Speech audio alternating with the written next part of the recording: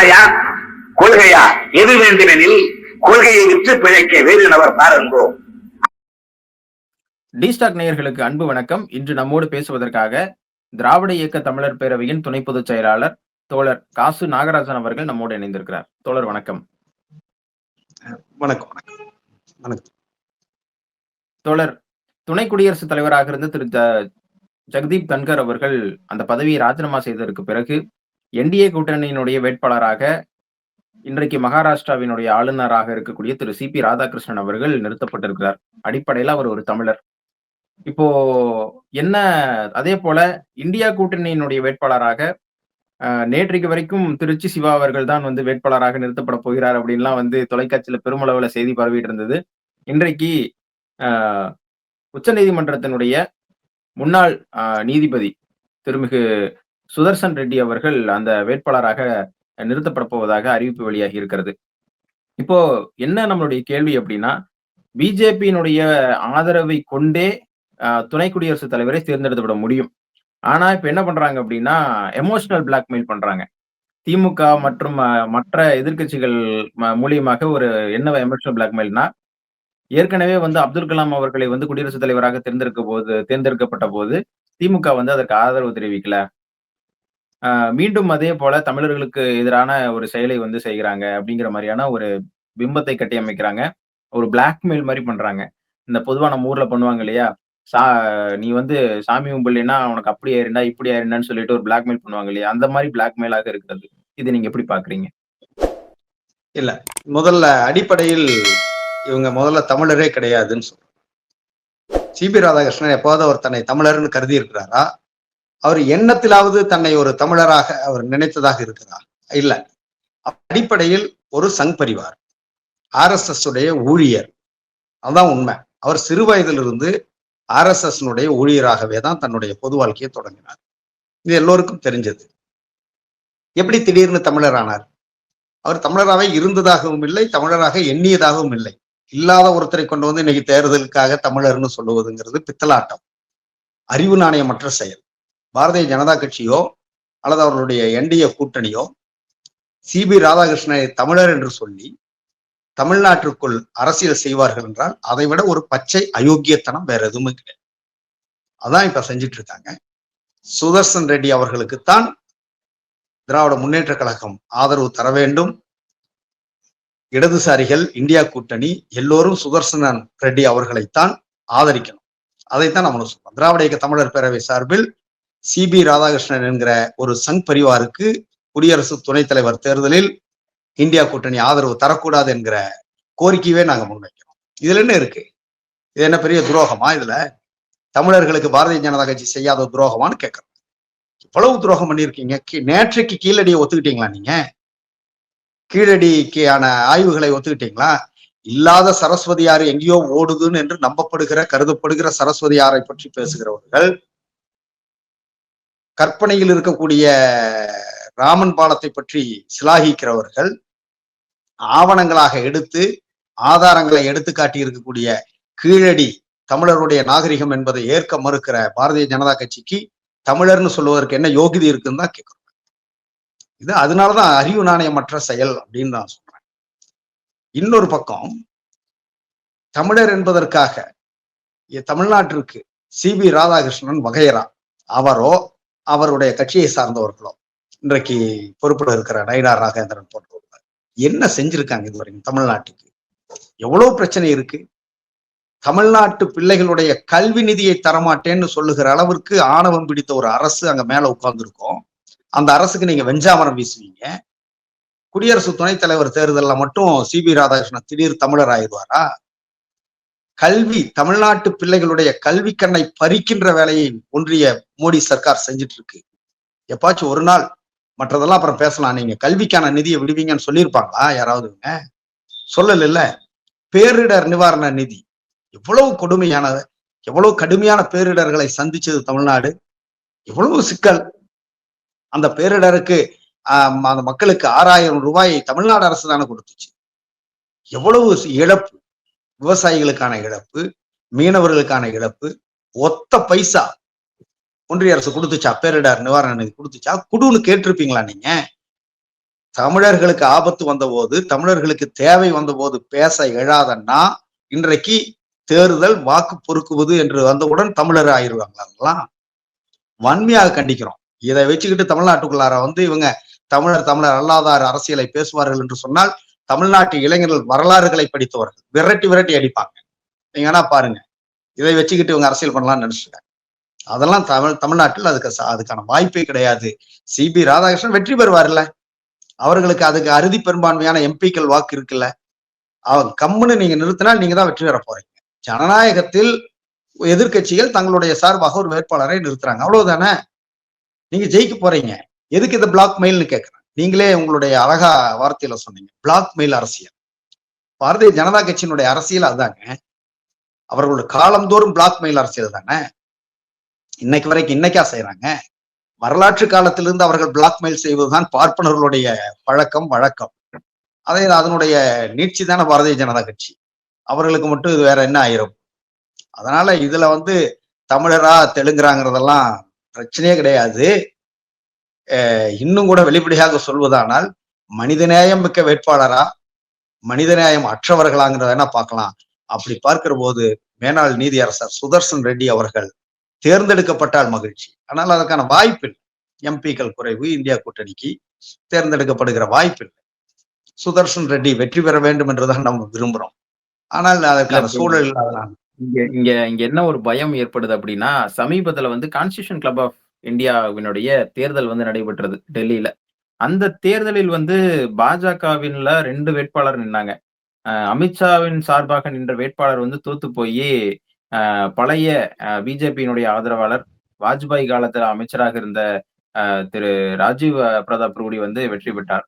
இப்போ அங்கேயே உள்ள என்ன ஒரு பேச்சு அடிபட்டதுன்னா, நமக்கு நம்மளுடைய கட்சியில் இருக்கக்கூடிய எம்பிக்களே நமக்கு எதிராக ஓட்டு போட்டாங்கன்னு என்ன பண்றது அப்படிங்கிற பயம் அவர்களுக்கு வந்துருச்சோ.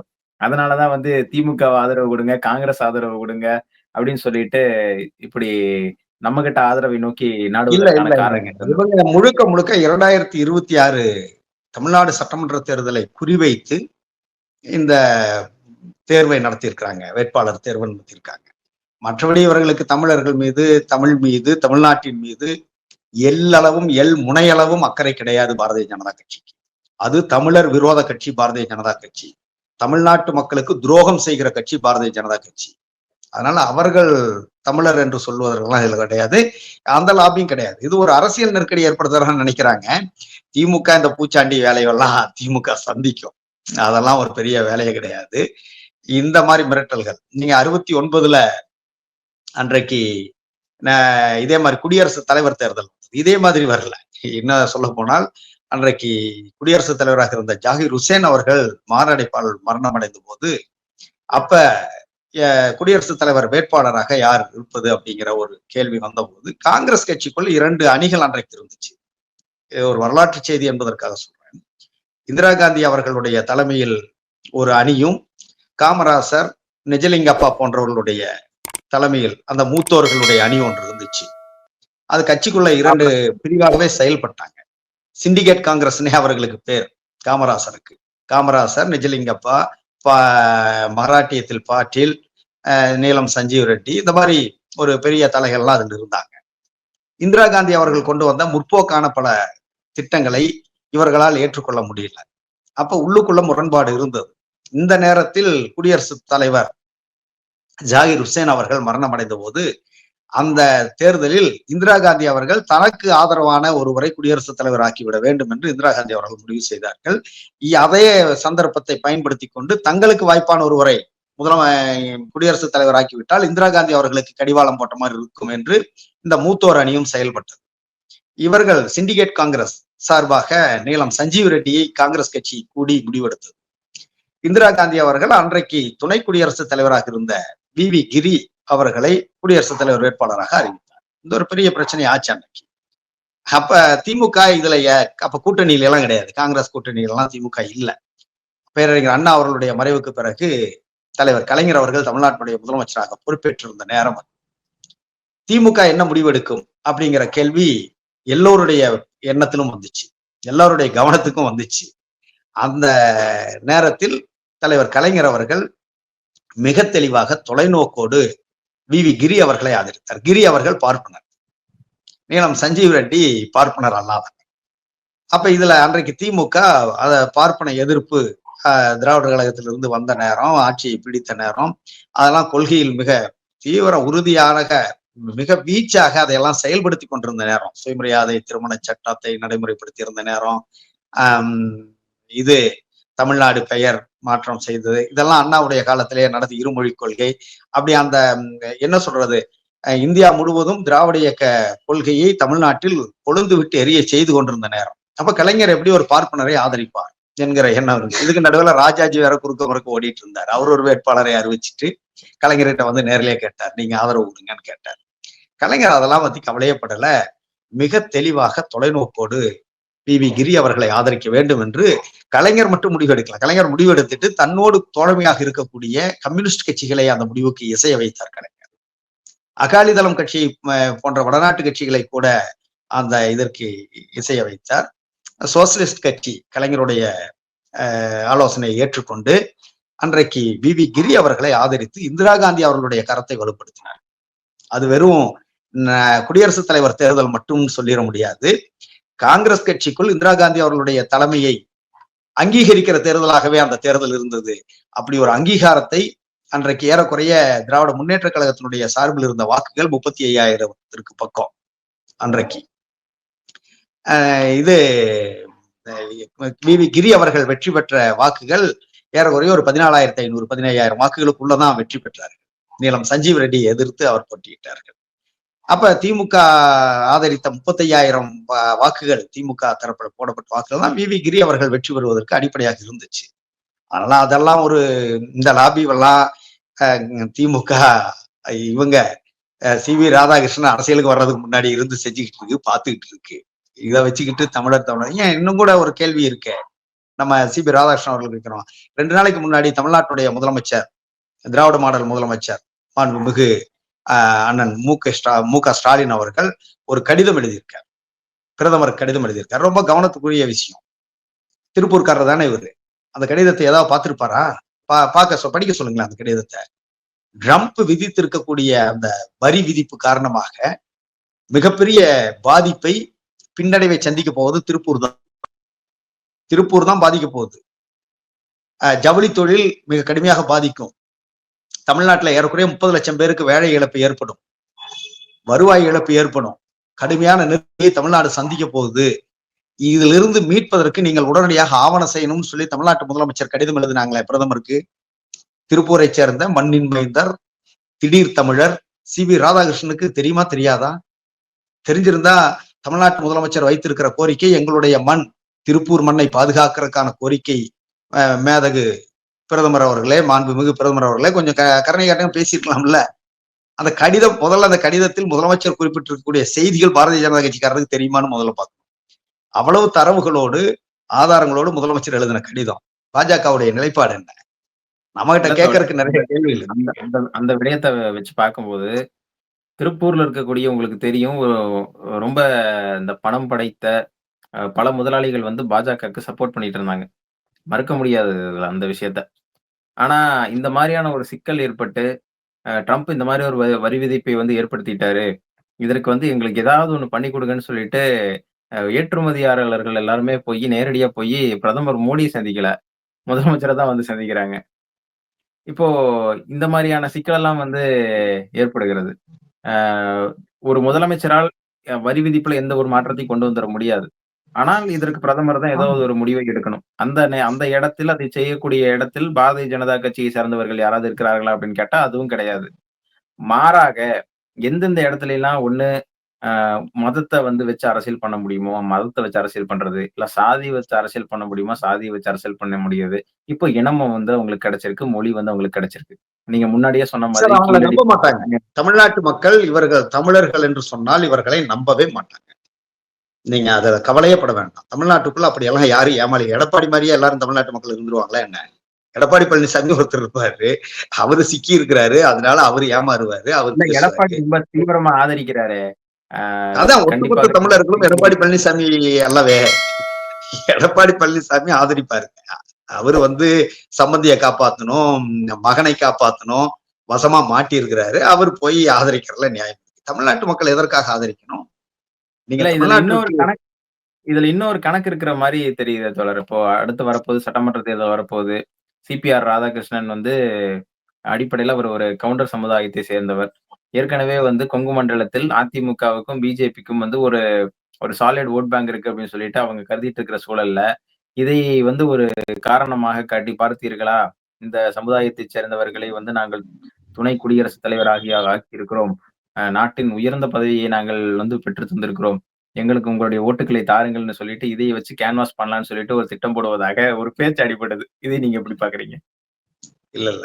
கொங்கு வேளாள கவுண்டர் சமூகத்தை பிற்படுத்தப்பட்டோர் பட்டியலில் சேர்த்து, அவர்களுக்கு கல்வியை, தொழில், வேலை வாய்ப்பு வசதிகளை எல்லாம் உருவாக்கி கொடுத்த கட்சி திராவிட முன்னேற்ற கழகம். கொங்கு வேளாளர் சமூகத்தைச் சேர்ந்த மூத்த தலைவர்கள், முன்னோர்கள் பலரும் வெளிப்படையாகவே தலைவர் கலைஞர் அவர்கள் செய்த இந்த பணி, இந்த முயற்சி காரணமாக கொங்கு வேளாளர் சமூகம் காலாகாலத்திற்கு திமுகவுக்கு நன்றி கடன் பட்டிருக்கிறது என்று இரா செழியன் போன்ற மூத்தவர்கள், முன்னாள் தலைவர்கள் கொங்கு வேளாள கவுண்டர் சமூகத்திலிருந்து பேசி இருக்கிறார்கள். இதெல்லாம் வரலாற்றுல யாரும் மறைச்சிட முடியாது. இன்னும் நான் வெளிப்படையாகவே ஒரு விஷயத்த சொல்லுவோம்.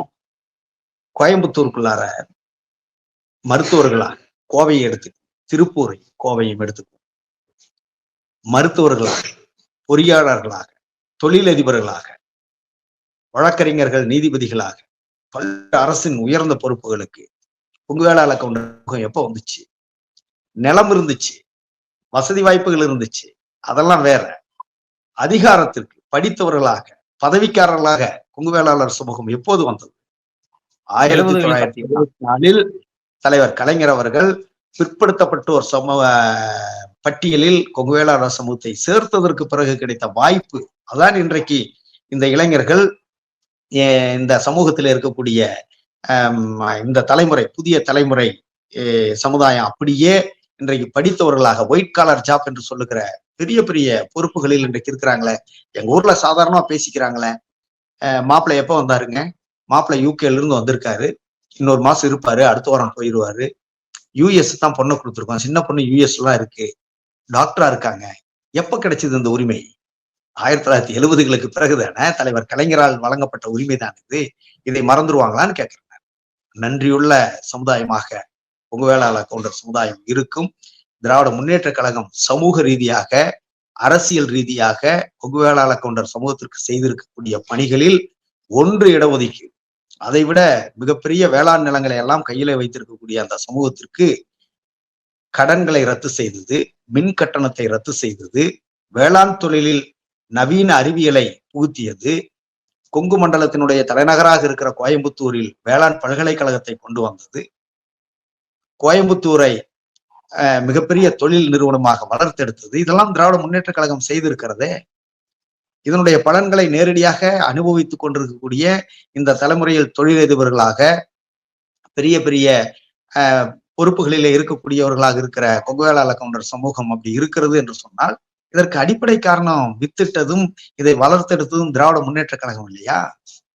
அதையெல்லாம் செய்திருக்கிற திராவிட முன்னேற்ற கழகத்தை ஆதரிக்காமல் செய்து கொண்டிருக்கக்கூடிய பனியன் தொழிலை, ஆலை தொழிலை எல்லாம் அமெரிக்காவிடத்துல அடமானம் வைத்து நாசமாக்கி, போன தலைமுறையில அப்பா செஞ்சுக்கிட்டு இருந்த தொழிலை இன்றைக்கு மகன் செய்ய முடியாத அளவிற்கு தொழில் நெருக்கடி ஏற்படுத்தி, ஜிஎஸ்டியை கொண்டு வந்து நசுக்கி, உழைப்பை சுரண்டி, இந்த சமூகத்தை பின்னுக்கு தள்ளி இருக்கக்கூடிய, கல்வி உரிமையை பறித்திருக்கக்கூடிய மோடியையும் பாரதிய ஜனதாவையும் ஆதரிக்கிற அளவிற்கு இங்கே இருக்கக்கூடிய கொங்கு வேளாள கவுண்டர் சமூகம் என்ன அறிவில்லாத சமூகமா, முட்டாள்களா, நன்றி மறந்தவர்களா? கிடையாது. நன்றிக்கும் விசுவாசத்திற்கும் எடுத்துக்காட்டாக இருக்கிற சமூகம். என்ன பாருங்க, கொங்கு பெல்ட்ல இந்த முறை திராவிட முன்னேற்ற கழகத்தினுடைய கூட்டணி மிகப்பெரிய வெற்றியை, அபரிதமான வெற்றியை பெறும். அதுல ஒன்றும் எந்த மாற்று கருத்து, சந்தேகம் எதுவுமே கிடையாது. அதான் சிபி ராதாகிருஷ்ணன் எல்லாம் யாருமே இங்க பொறுப்பா கூட நாங்களா யாரும் இங்க எடுத்துக்கிறதுக்கு இந்த மக்கள் தயார். நன்றி தோழர். இவ்வளவு நேரம் எங்களோடு பயணித்து உங்களுடைய பல்வேறு கருத்துக்களை எங்களோடு பகிர்ந்து கொண்டமைக்காக மிக்க நன்றி. நன்றி.